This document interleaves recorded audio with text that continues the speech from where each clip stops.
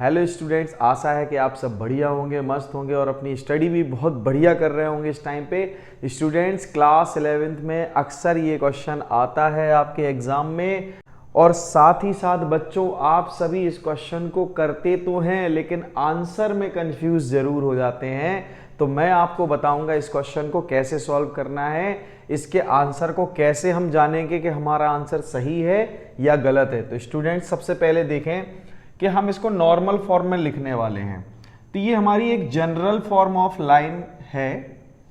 तो यहां पर हमारे पास एक्चुअल में क्या क्या है, यहां पर a, capital A, this is the coefficient of x, capital B, this is the coefficient of y, sorry √3, and capital C, this is the constant value. ठीक है, अब यहां पर हमें क्या करना है, इन तीनों वैल्यू से सबसे पहले तो ये देखिए कि नॉर्मल फॉर्म जो होती है लाइन की वो होती कैसी है। ठीक है, तो यहां ये देख लेते हैं हम। सबसे पहले ये हमारे पास x cos theta plus y sin theta equal p। अब यहां पर x cos थीटा साइन और जो y sin theta equal p है, तो p तो हमारी जनरली जो होती है वो किसी भी लाइन की ओरिजिन से परपेंडिकुलर डिस्टेंस है। ठीक है, इसके बाद हम लोग देख लेते हैं कि आखिर हमारे पास cos थीटा की वैल्यू क्या होगी। cos theta is equal to होगा plus minus a upon √a² plus b²। Sine theta equal होगा बच्चों plus minus b upon √a² plus b²। साथ ही साथ p इक्वल होगा बच्चों हमारे पास plus minus c upon √a² plus b²। ठीक है, अब हम इसको सॉल्व करेंगे। इसको सॉल्व करते टाइम देखो कुछ चीज़ें सिर्फ हमें इसलिए यहाँ पर ऑब्जर्व करनी पड़ती हैं कि आखिर उनका मतलब क्या होता है, सिचुएशन टू सिचुएशन बदल जाता है। जैसे यहाँ यह प्लस माइनस दिया है, तो ये प्लस माइनस है तो p हमारी डिस्टेंस, तो डिस्टेंस तो हमेशा पॉजिटिव होती है। तो क्या ये प्लस माइनस इस डिस्टेंस को इफेक्ट करेगा? एग्जैक्टली करेगा। c अगर हमारा नेगेटिव हुआ तो बच्चों हमारा ये माइनस उसको इफेक्ट करेगा, उसको पॉजिटिव बनाएगा। और c अगर पॉजिटिव हुआ तो माइनस को हम एलिमिनेट कर देंगे। ठीक है, अब बात आती है कि सर यहाँ प्लस माइनस, यहाँ भी plus minus, in plus minus को कैसे ऑब्जर्व करेंगे? तो सबसे पहले तो इनकी वैल्यू निकाल लेते हैं।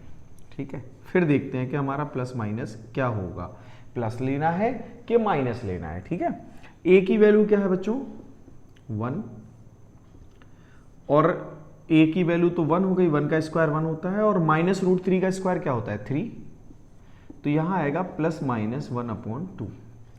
अब बच्चों हमें यहां पर देखना पड़ेगा कि आखिर हमें -1/2 लेना चाहिए कि +1/2 लेना चाहिए। तो इस बात को पहले हम ऑब्जर्व करते हैं। ठीक है, एक ऑब्जर्वेशन से इसको ऑब्जर्व करते हैं कि हमारी जो लाइन होगी वो बन कैसी रही है, आखिर उसका जो ग्राफ है वो पास कैसे हो रही है। जो हमारा कार्टेशियन प्लेन है उसमें वो उसका स्लोप पॉजिटिव है कि नहीं है, वो हमारे y इंटरसेप्ट को, पॉजिटिव y इंटरसेप्ट को कट कर रही है कि नेगेटिव y इंटरसेप्ट है, उसका y इंटरसेप्ट जो है वो नेगेटिव है या पॉजिटिव है, ये भी देखना पड़ेगा। ठीक है, तो सबसे पहले बच्चों देखो यहां पर क्या करना होगा, हमें इस लाइन के बारे में ऑब्जर्व करना होगा। y इंटरसेप्ट क्या होता है? y इंटरसेप्ट होता है बच्चों small c is equal to capital C upon, या ये कहो माइनस C अपॉन b। ठीक है, तो अब -c अपॉन b, c कौन है बच्चों 8, लेकिन हम क्या रखेंगे यहाँ पर -8 रखेंगे। साथ ही साथ b क्या रखेंगे हम लोग, b रखेंगे यहाँ पर माइनस का √3, और जब माइनस का √3 होगा और माइनस का 8 होगा तो दोनों कैंसिल आउट होके क्या आएंगे, कैसे बनेंगे बच्चों, ये हो जाएंगे 8/√3। कुल मिला के हमें पता चल गया कि हमारी लाइन का जो y इंटरसेप्ट है वो पॉजिटिव है। तो लाइन यहां कहीं से पास हो रही होगी, यहां कहीं से पास हो रही होगी। ठीक है, मतलब y एक्सिस से, पॉजिटिव y एक्सिस से। दूसरी बात, हमें इसका स्लोप देखना होगा। स्लोप कैसा होता है, स्लोप इज इक्वल टू होता है बच्चों -a/b। अब b तो हमारा निगेटिव है और a हमारा कैसा है, पॉजिटिव है। b निगेटिव है, a पॉजिटिव है, लेकिन ये जो इसका साइन निगेटिव है और ये साइन निगेटिव दोनों एक दूसरे को क्या कर देंगे, पॉजिटिव, यानी कि स्लोप भी हमारा कैसा होगा, पॉजिटिव होगा। इसका मतलब लाइन जो है वो एक्स एक्सिस के साथ लेस देन 90 का एंगल बना रही है ना। तो लाइन जब y एक्सिस को, पॉजिटिव y एक्सिस को काटेगी, साथ ही साथ 90 से छोटा एंगल बनाएगी, तो लाइन ऐसे पास होगी, है ना, ऐसी तो पास होगी भाई। 90 से छोटा एंगल है और पॉजिटिव y एक्सिस को कट कर रही है, तो लाइन तो ऐसी बनेगी। अब यहां पर ऑब्जर्व करें आप, ये जो परपेंडिकुलर है या ये जो नॉर्मल है, ये जो नॉर्मल है बच्चों, इसका positive y axis, positive x axis से एंगल कितने डिग्री होगा, ग्रेटर देन 90।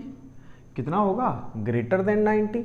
तो अब ग्रेटर देन 90 के लिए सबसे पहले तो आप एक बात को ऑब्जर्व करें, क्वाड्रेंट कौन सा है, ये सेकंड। सेकंड क्वाड्रेंट में आप बताएं कि कॉस थीटा जो होता है, जो उसकी जो वैल्यू होती है वो नेगेटिव होती है कि पॉजिटिव होती है, नेगेटिव होती है ना। तो हम यहां पर नेगेटिव लेंगे, cos theta is equal to -1/2। ठीक है बच्चों। अब देखो ये हो गया कॉस थीटा, ठीक है। अब हमें क्या करना है, इसको कॉस को, अगर ये हमारा देखा जाए तो माइनस का कॉस 60 लिखा हुआ है, कितना लिखा, 60 लिखा हुआ है। अब इस माइनस के साइन को हमें अलग करना होगा। कैसे अलग होगा, ध्यान से सुनो। क्वाड्रेंट कौन सा है, सेकंड। तो हम सेकंड क्वाड्रेंट के अकॉर्डिंग इस एंगल को चेंज कर लेते हैं, ठीक है। कैसा हो जाएगा ये change, cos theta is equal to cos 180 - 60, ठीक है।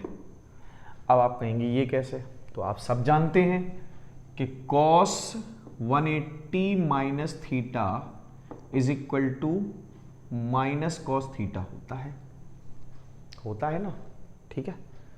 तो इसका मतलब ये हो गया कि माइनस कॉस थीटा इक्वल हम लिख सकते हैं 180 - थीटा। हम थीटा की जगह 60 पुट कर देते हैं। तो इसका मतलब ये हो गया बच्चों कि cos theta is equal to आ गया कॉस 120। तो थीटा इक्वल कितना आया, 120 डिग्री। तो ये बात आपको क्लियर हो गई होगी, है ना, ये बात आपको क्लियर हो गई होगी कि हमारा एंगल थीटा जो है वो क्या आने वाला है, वो 120 डिग्री आने वाला है, यानी कि x cos 120 plus y sin 120। अब रहेगी बात p की, ठीक है। तो p भी निकल आएगा बड़े आराम से, है ना, p भी निकल आएगा। p क्या होगा, ध्यान से देखो, p इज इक्वल टू होगा, सबसे पहले तो देखो हमारा c कैसा है, पॉजिटिव है या नेगेटिव है, पॉजिटिव है ना, तो ये माइनस हटा दो, सीधे 8 लो, रूट 1, यानी कि a² और b² की वैल्यू टोटल कितनी आ रही थी, 2। तो ये हो जाएगी हमारे पास, यानी कि 4, या फिर कह लो इसको 8/2, या फिर कहो ये 4। तो p की वैल्यू क्या आ गई बच्चों, 4। अब इस इक्वेशन में इसको पुट कर दो, x cos 120 plus y sin 120 is equal to 4। This is the normal form of this line. आशा है बच्चों को आपको ये सॉल्यूशन समझ में आ गया होगा। अगर वीडियो पसंद आई है तो वीडियो को लाइक करें, चैनल को सब्सक्राइब करें। Thank you.